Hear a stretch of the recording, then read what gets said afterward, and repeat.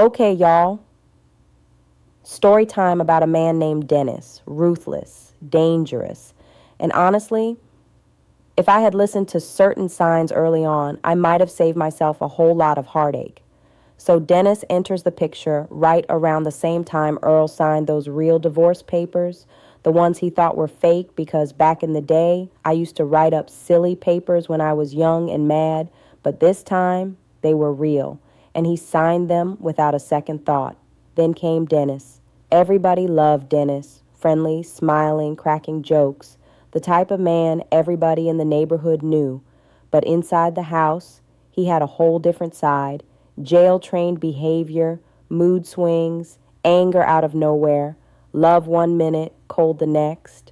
He had two personalities, the charming man everyone else met, and the dangerous one who lived with me. He didn't like my kids visiting.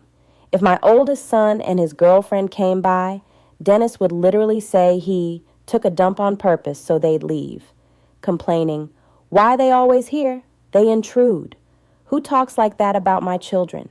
He loved gambling, loved drinking, loved the bars, and every time he got drunk, he would turn into another person, arguing, fighting, threatening people, and then acting like he was the victim. In the beginning, he used to give me money, make sure I was good, but that stopped real fast. After that, he only gave money on holidays. And the truth, that relationship went on for about 5 years. But it was broken the whole time because he was constantly in and out of jail.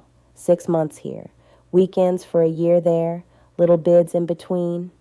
Every time he got out, he came back with apologies and promises, and every time the same cycle continued. Now, this is where Earl comes back into the story. After everything happened between me and Earl, and after he completely left that house, Earl started going in and out of jail too. And every time he went in, he turned into this minister. He would call me talking about how he was preaching to everybody and bringing souls to Christ, and how the inmates he prayed for were now protecting and feeding him. He told me, "Marie, every time I'm in a controlled environment, I do good. Programs, jail, that's when I straighten up." He even told me that somebody gave him drugs at his very first cooking job at 16 years old, and his life went downhill from there. He alluded to being touched when he was young. He had pain I never knew about.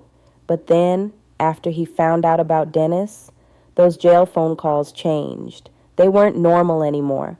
He called one day, voice shaking, and said, "Your life is in jeopardy." I said, "What are you talking about?" He said, "That man Dennis, he ain't no regular guy. He got bodies, Marie." "You think he just shot somebody?" "No, he killed people." I told him, "No, he told me he only hit a girl with his car running from police, and he shot somebody in self-defense." Earl said, "No, I talk to people in here who know about him. He is a raving lunatic. Please get away from him, anybody but him. You deserve better, even if it's not me." This was the first time Earl ever sounded genuinely terrified for me.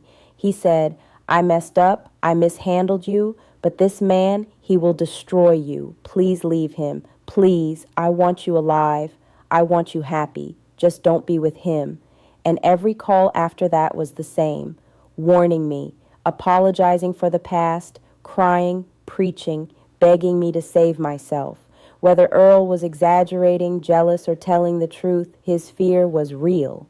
And he was scared for me. Meanwhile, Dennis was being Dennis. He would stop giving money. He'd disappear for hours. He'd lie about women. I caught women calling at 4 a.m. He denied everything. One night he got so drunk he jumped through my window and choked me until I almost passed out. I felt myself going. I begged God. When he finally let go, he apologized like it was nothing. A pastor friend took me to the police. They saw the marks and still said they didn't have enough proof. A restraining order? That would have gotten me killed. Time went on. Another woman appeared. Then another. He cheated, lied, disrespected me, threatened me. He kicked me. He choked me again. And eventually, Q, our mutual friend, helped ease him out of my life. Q would say, "A woman don't want you. Let her go, bruh." Dennis eventually drifted away because Q kept pushing him out. Months went by, maybe a year. Then one day, Dennis saw me with someone else, and he went crazy. The man he saw me with, Ray, a whole new storm, a fine, charming, handyman, ladies' man. And the wild part? He was introduced to me by my granddaughter's grandmother. Stay tuned, because once Ray entered the picture, the real drama began.